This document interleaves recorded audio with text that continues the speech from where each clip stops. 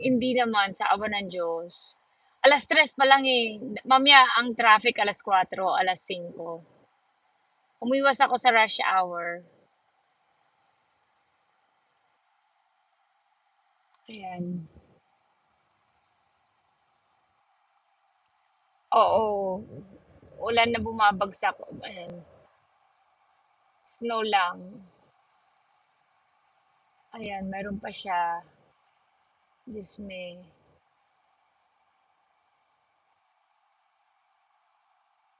Diyos me, bagal naman neto si lolo, uy. Sobrang bagal naman nila ay. Kaantok. Yung iba ay may jacket pa, eh, 'no? Hello, hello, si lolo. Ayan. Hi, guys.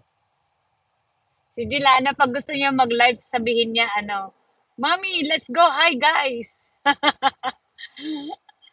'Yun ang tawag ni Jelana, "Hi guys." Sabihin niya, "Mommy, let's go, hi guys." Kung gusto niya mag-live, siya na nagsasabi. "Mommy, let's go, hi guys." Nasanay na.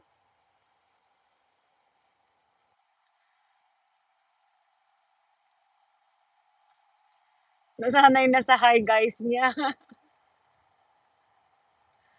Pumasok siya ngayon, eh. "Oh, hi guys." Pumasok siya.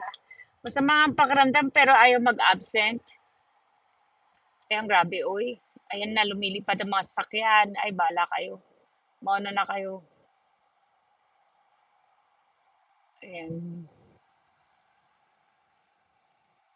Oo, nasanay na siya mag-hi guys. Diyos me. May ipon yan magdamag. Naku, marami. Maraming snow.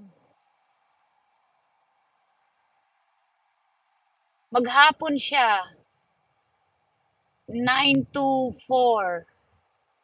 Tas gusto pa niyang ano, maglaro. So may extra 1 hour pa siya sa ano, playground. Ayaw niya umuwi kaagad. Gusto niya, kaya sinusundo pa siya sa school. Minsan nag-school bus. Pero gustong-gusto niya maglaro sa playground kahit na may snow. O magdamag pa 'to. Ayan. Ay, naka 10 minutes tayo, 11 minutes. Sandali lang. Yun nga, sana nga. Ayan.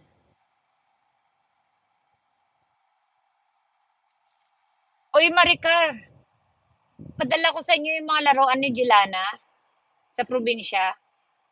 Padala mo nga sa akin yung address niyo sa probinsya. Mga laruan eh. Naibox na ni mother kaya hindi ko alam pero sabi niya mga laruan daw. I-PM mo sa akin yung address. Doon sa probinsya.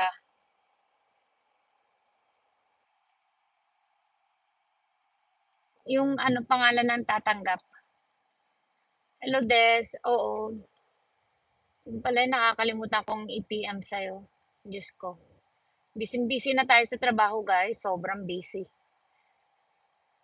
Kaya, salamat nandyan kayo. Umaandar pa ang YouTube natin. Astig, thank you. Oo, ang daming laruan. Grabe, uy. Hello, Aisa. Galit na yung tatay. Galit na si Lolo. Ayan madilim ngayon. Snow yan, kaya cloudy. Maraming snow bumabagsak, kaya ganyan. Oo.